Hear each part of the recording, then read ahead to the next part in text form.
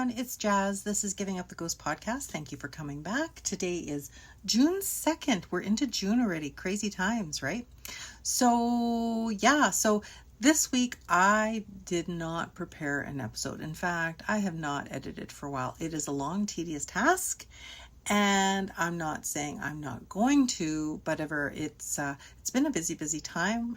In saying that, I do have a little gem for you. If you don't mind my voice, I would like to tell you about the exciting adventures of myself and Ashley from the Winnipeg Paranormal Group as we went out to venture and see some of the locations during Doors Open. It was amazing. It was great. It's always a good time. With the Winnipeg Paranormal Group, Ashley and Kelly had their own table just outside the St. James Museum, which in fact is a place that they do have a public investigation plan for June 13th. However, that is sold out. But always keep your eyes peeled for future public investigations that they have going. I believe the Dalvenart is on the schedule, perhaps Seven Oaks again. All lovely, wonderful, spooky AF houses, locations. I've been to all of them. I get around. What can I tell you?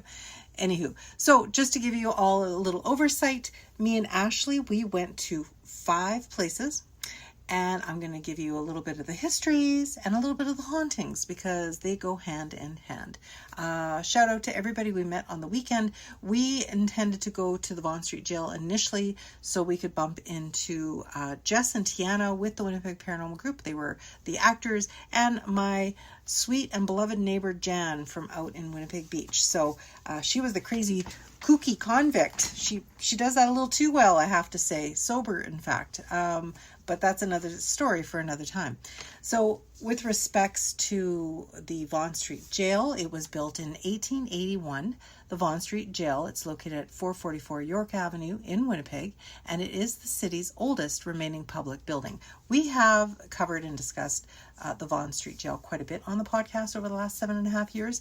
But, just in case you haven't, let's just kind of regroup, and I'll tell you a little bit more about this very haunted location.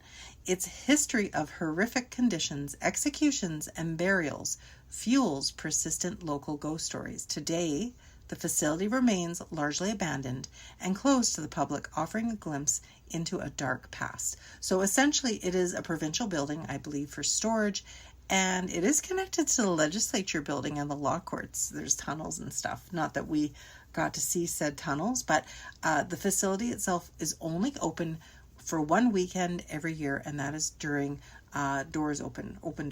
Doors Open. Oh, so crazy. Anyway, the group that actually caretakes this is headed by Kristen from the Square Pegs tourism group here locally in Winnipeg, and she is sort of like the founder and the head of what they call Friends of Vaughan Street Jail. So what they do is a wonderful thing, and they try to preserve the history, bring attention that it needs. Doors Open Winnipeg, sorry why I say open doors. Anyway, they bring attention to the plight and of what's required to keep it operational, and hoping that one day it can be restored to a certain effect, because the building, again, built in 1881, it is so old. There are parts that are decaying. They're doing the best they can to make sure that it doesn't fall into itself, but at the same time, these things cost money, right? So again, with the history of the Vaughan Street Jail, the construction and condition, which I kind of touched on a bit, it was erected between 1881 and 1883. The building quickly earned a reputation for a dark, damp, and overcrowded location holding men, women, and children in squalid conditions. There was also executions that actually took place on the grounds as well. So it's now a parking lot where the sheriff vehicles are parked in the back between, not really a public back lane, but sort of like a courtyard all paved over between the jail and also the law courts building. So that was the jail courtyard, and was also where the executions took place. During its operational times, the jail grounds were the site of 13 lawful executions by hanging. The most notorious inmate hung at the facility was Earl Leonard Nelson, an American serial killer also known as the Strangler, and he was executed there in 1928. You'll have to look him up. We do another podcast. I've had another podcast that I did about a year or two ago just for Halloween, and it is called, it's a limited run, called Macabre Manitoba, and we get into all the icky death stuff with respects to Earl Leonard Nelson. Please check that out if you've got time. The main provincial jail operations moved to Headingley Jail, spelled Gaol. I always wanted to say Gale, but I guess that's how they spelled jail back in those days. Maybe that's Scottish. I don't know. Anyway, so that was back in 1930 that Headingley kind of took over, and the Vaughan Street Jail subsequently functioned as a youth detention center until 1985. And if you've seen the condition that this jail is in right now, oh my God. Like, if that's how it was when these kids were there, like, that's really bad. It's horrible. Whether you believe in punishment and all that stuff, like, I'm sure, really it wasn't livable. That would be pretty disgusting. I don't know how long or what shape it was when the kids were there. Obviously now they've torn down a lot of the walls, say, that were there and stuff, but still, just to think about that, that's a little upsetting, a little concerning. There's a lot of history on the Vaughan Street Jail, going into more detail with respects to, there was a nurse that advocated to try and help and take care of the sick inmates, and also try to look after, the women, the children that were housed there. Isn't that crazy to think that for a bit they actually threw women and men in the same cells? It wasn't up until, I guess, maybe about 5 years after the jail was running, they decided, hey, maybe we should put women in a different part of the jail. Boy. So, and children too, like street urchins, like little kids that were found just, either begging on the streets, shoeshine kids, just kind of begging for money or food even. If they were caught, they were rounded up and they were actually thrown in Vaughan Street Jail. Like, what the fuck, right? Anyway. So that's just a brief history. There's a lot of more research on the internet. You can find out, just some of the conditions as far as like why some prisoners went to jail. There are a lot of, so you can figure that one out. Go find out if you want more details. But now that we talked about the history, let's talk about the hauntings, the reported hauntings. Because of the grim tragedies, natural deaths, and executions that occurred on the property, the jail is frequently cited as one of the most haunted sites in Winnipeg. Now, on that flip side of that coin, yes, they have reported deaths, correct? Like the 13 hangings. But you gotta, in those days, like, I am sure there were probably a lot of people that died there, whether it was like, zealous guards beating the prisoners or fighting, scrapping between the inmates. Like, I'm sure a lot of people died there, more so than what we know or that were even reported, right? I mean, that's how it was back in those days. So anyway, to go on with respects to the hauntings, here are some of the things that have been reported as seen around the Vaughan Street Jail. Floating apparitions. Visitors and paranormal investigators have reported seeing floating apparitions, frequently attributed to the spirits of men who were executed in the exercise yard.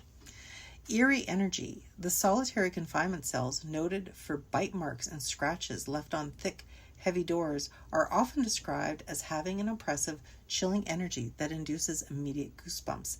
I've seen a couple people actually run out of the jail nauseous to their stomach because they can't be down there in the confinement areas, and that's not because of anxiety. It's just they get welled up with emotion, and there's something in there that makes them nauseous. So I have noticed that, and I've heard that too. Other people have also recorded smelling roses, like flowers, in the jail. So that's interesting, like a perfume or whatever.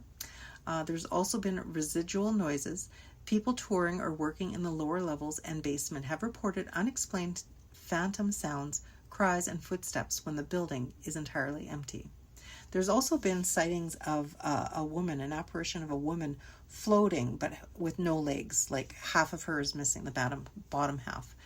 I think that's it for what I've heard and known as far as what's been reported as hauntings in the jail. The upper levels of the jail are gutted and access is highly restricted, Again, however, the historic basement cells are occasionally open for limited public tours, much notably during the Doors Open in Winnipeg event, like we attended on Sunday. So there is a quick roundup with respects to the Vaughan Street Jail. Highly recommend, if you can get out that one time a year, to check it out. It's disturbing, but it is worth seeing for everybody to remember what history has done to people in the past, right? So we did that. The next place we went was the Manitoba Legislature. So the Manitoba Legislature in Winnipeg opened in 1920 and is famous as much for its secret Masonic codes as its political history. And behind its stately government facade lies a design packed with occult symbols, Egyptian sphinxes, and the famous Golden Boy statue standing on its copper dome. So the brief history with respects to the legislature, the site is currently, it's a building, it's Manitoba's third legislative home. The original 1970s governments met in rented residences which burned down. With respects to the design and the construction, the structure was designed by English architect Frank W. Simon and completed in 1920. The Hermetic Code, which is written by historian Frank Albo, cracked the building's hidden design, revealing that the architects were Freemasons. The building is riddled with hieroglyphics, numerology, and proportions that mimic the legendary King Solomon's temple. And that's really cool. We tried to get a hold of Frank Albo. We want him out for one of our Spirits with Spirits. That'd be uber cool. Me and Ashley walked the halls. We checked things out. We took lots of pictures to come. And with respect to the architecture, what's really, really cool, there is like is it the Star of David, or like there's like a star, like a nautical star, I guess would be the best way to describe it. And it's on the first floor. And when you look up, there's a hole and a railing that goes to the second floor. And then even above that is the dome that precariously how the Golden Boy sits on top. So it's cool that you can look right up at it. Now, the freaky thing about this star, the way it's centered, there are columns around this round room, and the acoustics in there is something that I can't quite put my finger on. What happens is you stand in the middle of the star, and if you talk or sing, it reverberates your voice, and it sounds like you can almost hear your voice wrapping around your body. If anybody can kind of understand that or know that. Yeah, like that was weird. And Ashley was smart enough to play her app that she uses on her phone when they do their ghost investigations, their paranormal investigations. Spirit Box, I believe it was. And the freaky thing is, when she went to go stand right in the middle of the nautical star, I'm sure there's a better name for it, the word on her phone came up and it said, "Can I touch you?" And then all of a sudden something nudged her out of the middle of the circle. Like it was a gentle nudge, but something guided her to stand off of the star. So freaky stuff going on there for sure. With respects to the hauntings and the folklore of the buildings, deeply mystical architecture has fueled more numerous ghost stories and legends over the decades than you can imagine. So it says here that Ralph Pearson's legacy. On February 19th, 1947, Deputy Treasurer Minister Ralph McNeill Pearson died by suicide in the first floor washroom. While many of the legislature's supernatural legends are purely anecdotal, Pearson's tragic death is the only confirmed fatality in the building, and his tragic end remains a dark focal point in its history. Now, in saying that, I'll tell you of a few things that we've heard. But with respects to deaths on site, now the magnitude of building this, I think it took place over like 10 years to build. In 1920 it was finished, but I believe like it took 10 years or something just to orchestrate this huge endeavor to build the legislature building for many reasons, right? And I've heard of a couple of deaths that had happened while it was under construction. But I mean, seriously, like for the length of time that this thing was up or being erected, you know there was more than just a couple of deaths. Like there were probably immigrant people that were working construction jobs there, and they probably had no family or anything. They just come over to make a better life, and they probably perished while accidents happen on job sites, especially back in those days. So I'm willing to bet that there's more than a couple people that have died on premises, on site, and I would even dare say even maybe during construction. Now this is all not conspiracy, but this is just, we were talking about it among ourselves, and it's very plausible. So anyway, the next spirit is called the singing spirit. Staff and night security guards have reported the faint sound of a woman softly singing echoing through the quiet basement halls at night. There are also phantom footsteps. Security personnel have also reported hearing the distinct click of a woman's high heels on the marble floors in empty wings. Doors opening on their own and objects moving on their own. Now, we've heard a couple stories. There are two little boy spirits on the first floor that have been seen behind the frosted glass windows to the office. I think it's the security office now. They've been reported giggling, laughing, and also heard running up and down the halls. The other one we hear of, a woman in white, and she resides in the library at the back of the legislature building. And the woman in white, apparently a security guard at night was so petrified, I guess they saw her enter the library on camera. Whether they thought it was a ghost or not, or they just wanted to confront it, or whatever it was, somebody saw it on the camera. The legend has it the security guard went by himself. He went in the library. Whatever he saw freaked him the F out, and he went running and he left. He ran out on his job. He did not come back. He put in his notice. He quit his job, and he was never heard from again. Now that's just speculation, but so that was in the library. And also apparently the library staff, the one lady we spoke with, confirmed that also there is a little boy that is seen in the library. Now, we don't know whether or not this is one of the two little boys that are seen running about, but apparently there's two spirits that occupy the library. So that is what we have on the Manitoba Legislature. And the next location me and Ashley went to was the Royal Albert Arms at 48 Albert Street. It's one of Winnipeg's most legendary and notorious buildings. Originally, it was built in 1913 as a cozy upscale hotel for traveling salesmen during the Exchange District's boom, and it later transformed into a grungy, beloved mecca for Canadian punk rock. So the early history on that one, it is a 4-story Spanish colonial revival, and unfortunately its opening was completely overshadowed by the grand simultaneous opening of the Fort Garry Hotel. Now, with the punk rock era in the 1980s, the Albert metamorphosed into Canada's CBGBs. It became a gritty foundational breeding ground for original punk, rock, and alternative acts, hosting legendary bands like Green Day, Sum 41, Nickelback, and Grave Girl pre-Nirvana. I did not know that. That's pretty cool. With respect to Green Day, apparently they were so broke at the time they slept in their van in the parking lot, is what I heard. The current state right now, they continue to host acts and venues. Now, with respects to the hauntings beyond its musical pedigree, the Albert has a dark visual reputation in Winnipeg lore due to decades of real-life tragedies, violence, and rumors of paranormal unrest. So the dark history was, in later years, as a low-cost long-term rental, there were multiple violent incidents. Most famously, there was a grisly, horrific murder in 2004 that cemented the building's macabre local reputation. And that was when they were filming the movie Let's Dance with Richard Gere, Susan Sarandon, and Jennifer Lopez. And I guess some of the jewelry that Sarandon, that she wore for the movie was stolen, and it was stolen by somebody that was staying at the hotel, living long-term in the hotel. And for whatever reason, I guess he had a tryst with another male patron, not sure if it was from the hotel or somebody he had brought home, and he then murdered that person and gutted their intestinal organs, and in the claw white bathtub. So yuck, that one. And I think we covered that one in Macabre, Manitoba as well. So, there's incidents like that.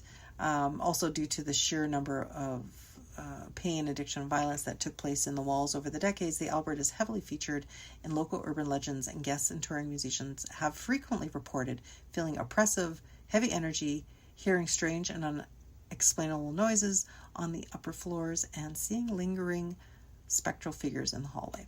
So a lot of dark energy there. Honestly though, I've been into a lot of dive bars, and I wouldn't call this one necessarily a dive bar.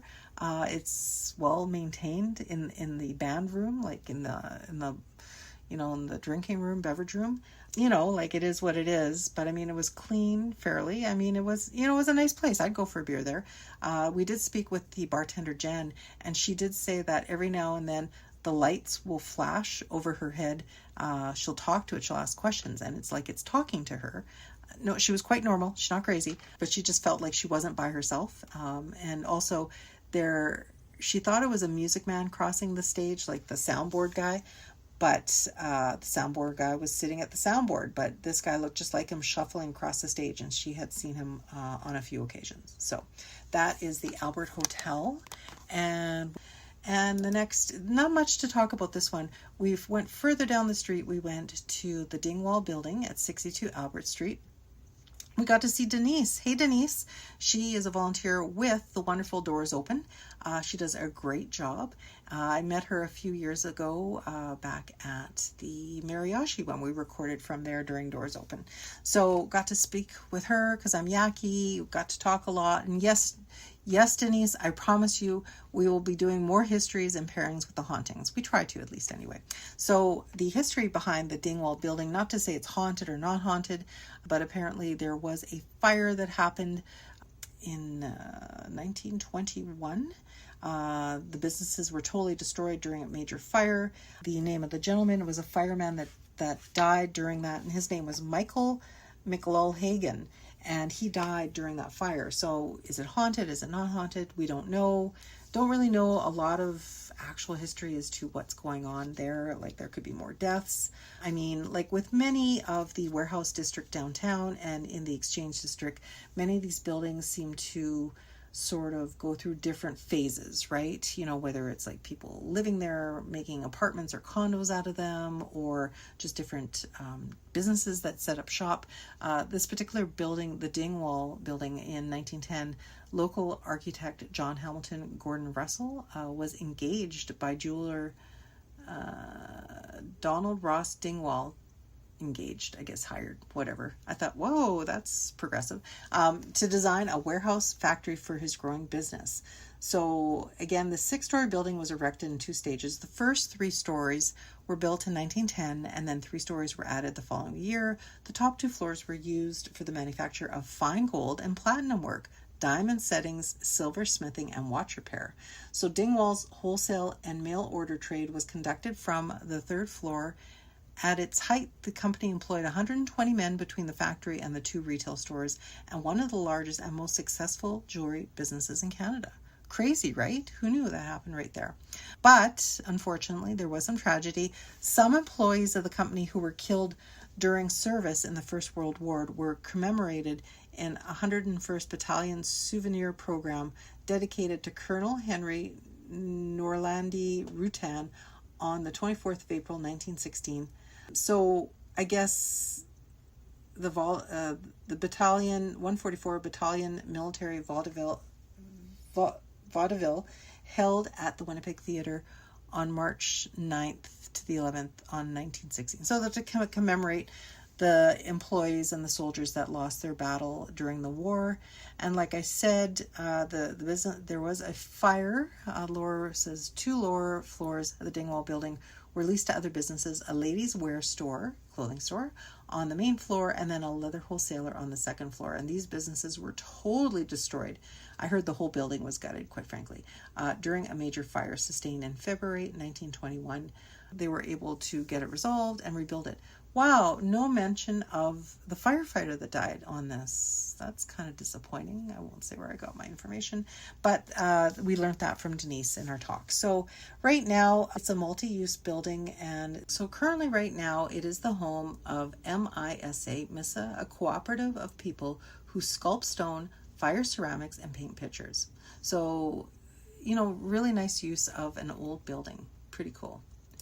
All right, and the last but not least on our tour of Doors Open, of myself and Ashley of the Winnipeg Paranormal Group, we visited Mariaggi's Theme Suite, Spa and Hotel. So this site is actually pretty old. We recorded here a couple of years back for Doors Open. The brief history is originally it was constructed in 1902 as the Alexandra Block. And the building was transformed in 1903 by visionary Corsican hotelier Frank Mariaggi into Western Canada's first European-style hotel. It was incredibly advanced for its time, boasting indoor plumbing, telephones, electricity, and a basement Italian cave grotto. And in the 1980s, the hotel underwent extensive renovations, including 15 lavish, culturally themed suites and private spas, and custom furnishings from around the world for each place. So they have they have a Moroccan room, they have a Greek room, they have Egyptian, every different country has a different style and everything is authentic. It is pretty cool to see. It's very, very detailed and get a bang for your buck. Wow, chicka wawa. These hotel rooms are, some have pool tables. They all have 2-people tubs. They have showers, steam, and they have like a steam booth and stuff like that, or a hot, not tub, but anyway, really nice. A lot of thought and detail went into that. So kudos to the Mariaggi. So as far as the hauntings go, though, while not widely publicized for paranormal activity, as some hotels, but local ghost lore and events have highlighted a friendly resident spirit. Story centers on John Hetherington, a long-term resident who lived at Mariaggi for about 40 or 50 years and eventually passed away in the building. It says here that according to the hotel ownership and paranormal lore, John loved the establishment so much that his spirit essentially has never checked out. So yeah, so very, very cool. And the whole building occupies the whole block. It's pretty cool how they got that set up. That was our weekend excursion with me and Ashley from the Winnipeg Paranormal Group. Please watch for upcoming events. We have it is going to be, of course, at the King's Head. It is going to be on June 24th. Our guest is Lorraine, She is a death doula. She will be there kind of giving us some guidance and letting us know what it is she does and how she does it. Pretty cool idea, if you ask me. And sometimes maybe services are needed for that. I mean, we have birth doulas and we have a death doula who will help people make that transition, right? So come on out to that. We also have, so don't forget to come out to Woodhaven Community Club. And this is a market that's hosted by Dos Broja's company.